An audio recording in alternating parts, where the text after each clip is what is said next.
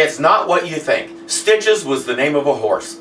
I was working at a youth camp in northeastern Montana for the summer, and we had a bunch of trail horses.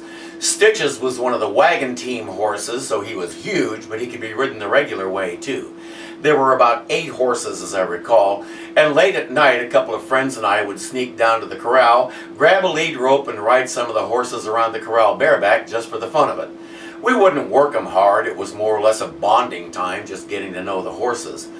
On this particular evening, I happened to pick Stitches to ride. We walked and trotted around the corral for a while, and then took him out to take a short trail ride. Well, Stitches took exception to this. I had trouble getting him to go through the gate because a simple halter and lead rope doesn't provide a lot of leverage with a horse that stood taller than I did. I finally managed to convince him that this was where we wanted to go, and he suddenly broke into a trot. I thought, okay, he's finally getting with the program. Then he turned left. I didn't tell him to turn left. I tried to make him stop turning left and couldn't do it. I looked up and saw where we were heading and my heart sank. In the dim light, I could just make out a low-hanging limb, roughly the same height as where I was sitting, and it was coming up fast.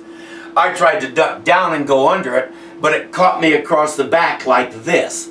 I felt myself slide backward over the horse's rump, and suddenly I was on my back, staring up at the sky, going, what happened? As I picked myself up, Stitches casually headed back to the corral without a backward glance.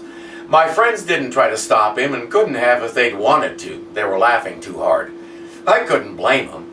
In the months that followed, I also couldn't blame him for telling that story to anyone they got the chance to. If it had been one of them, I would have done the same thing. We're all buttholes. That's the nature of friendship. The usual thing to say here would be, it didn't hurt anything but my pride, but that wouldn't be true. I didn't care about my pride, it was my butt that hurt.